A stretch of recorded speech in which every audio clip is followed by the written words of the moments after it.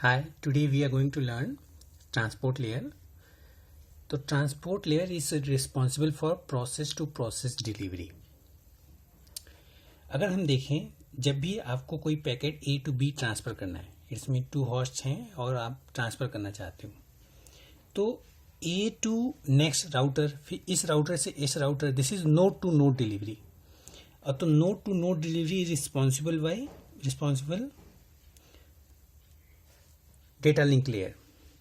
जो node to node delivery responsibility जो है वो डेटा लिंक लेयर की होती है कि वो node to node data transfer कर सके. ठीक है. होस्ट टू होस्ट डिलीवरी मतलब एक आईपी एड्रेस से दूसरे आईपी एड्रेस तक पैकेट जो है सक्सेसफुली ट्रांसफ़र हो सके, that is responsibility of network layer. तो इसलिए हम इस पर आईपी एड्रेस की बात करते हैं. लेकिन जब भी कोई कंप्यूटर रन करता है तो उस पर बहुत सारे प्रोसेस रन करते हैं. जैसे एक ही कंप्यूटर पे आप फेसबुक, जीमेल, ठीक है, व्हाट्सएप, सब आप ऐप ओपन कर सकते हैं और बी पे भी ओपन कर सकते हैं और वो एक दूसरे के साथ एक साथ कम्युनिकेट भी कर सकते हैं. तो एक ही होस्ट पे बहुत सारे प्रोसेस होंगे. प्रोसेस P1, प्रोसेस P2, तो यहाँ भी process P1 dash, process P2 dash. तो प्रोसेस टू प्रोसेस डिलीवरी की रिस्पॉन्सिबिलिटी किसकी होती है? ट्रांसपोर्ट लेयर की. और ट्रांसपोर्ट लेयर पे हम एड्रेस में क्या बात करते हैं? पोर्ट एड्रेस की. हर एक प्रोसेस का एक पोर्ट एड्रेस डिफाइन करते हैं. नेटवर्क लेयर पे हम बात करते हैं आईपी एड्रेस की. और डेटा लिंक लेयर पे हम किसको डिफाइन करते हैं? मैक एड्रेस की. अब प्रोसेस टू प्रोसेस डिलीवरी हम इम्प्लीमेंट कर सकते हैं क्लाइंट सर्वर मॉडल से. तो क्लाइंट सर्वर मॉडल में इन केस आपका एक जीमेल यहाँ आपने कर रखा है, कोई मेल सर्वर के थ्रू आप जो है कनेक्ट होना चाहते हैं.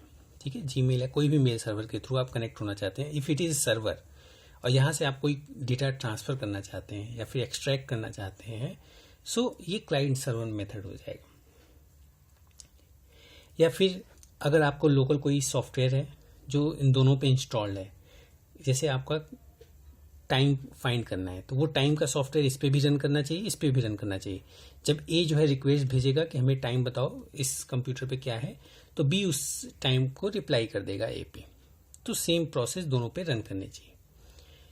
तो क्लाइंट सर्वर मेथोलॉजी में हमें क्या पता होना चाहिए? एक तो जो आपका लोकल होस्ट है उसकी इंफॉर्मेशन होनी चाहिए, लोकल होस्ट पे जो प्रोसेस है उसकी इंफॉर्मेशन होना चाहिए, प्लस जो डेस्टिनेशन है, डेस्टिनेशन होस्ट की इंफॉर्मेशन होनी चाहिए और डेस्टिनेशन होस्ट के प्रोसेस की इंफॉर्मेशन होनी चाहिए. तो जब हम प्रोसेस की बात कर रहे हैं तो इसका मतलब हमें पोर्ट पता होना चाहिए.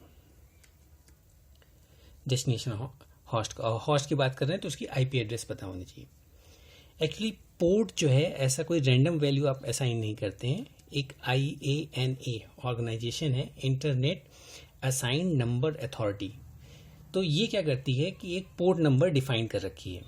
तो पोर्ट नंबर का रेंज इस तरीके से है कि मान लो 0 से लेकर के 1023 यहाँ तक के port number, this is known as well known ports. Well known ports. फिर नेक्स्ट 1024 से लेकर के 49151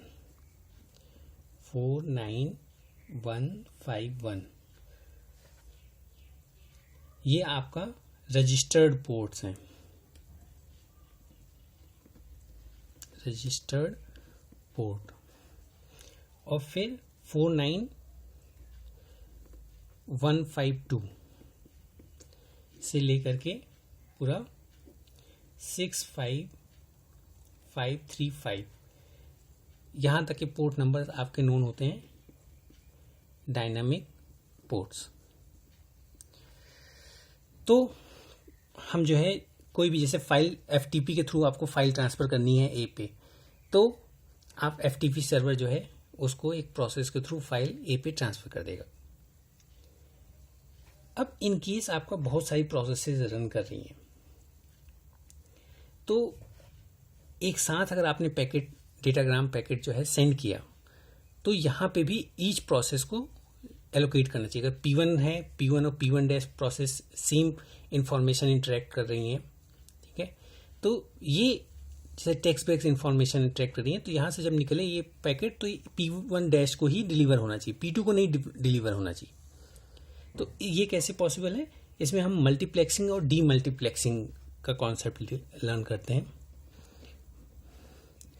मल्टीप्लेक्सिंग एंड डीमल्टीप्लेक्सिंग के थ्रू जो है हम successfully process to process delivery perform कर लेते हैं। तो P1 और P2 अगर साथ में packet transfer, datagram packet transfer करते हैं यहाँ से, तो यहाँ तो P1 की इंफॉर्मेशन P1 डैश पे और P2 की P2 डैश पे ट्रांसफर हो जाएगी। ठीक है। फॉर एग्जांपल अगर इन केस जैसे आप जीमेल में आपने टेक्स्ट और वॉइस चैट एक साथ परफॉर्म करते हैं, टेक्स्ट और वीडियो चैट, तो टेक्स्ट एक डिफरेंट प्रोसेस है, वीडियो चैट एक डिफरेंट प्रोसेस है। तो वो आपको टेक्स्ट पे टेक्स्ट का रिप्लाई जाएगा, वीडियो पे वीडियो का। अगर वीडियो में डिले होता है तो ऐसा जरूरी नहीं कि टेक्स्ट पे डिले हो।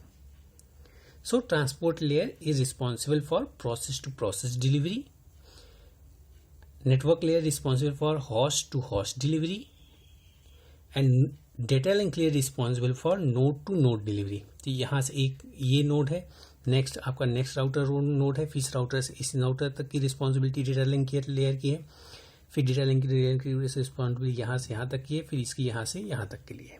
ठीक है, थैंक यू।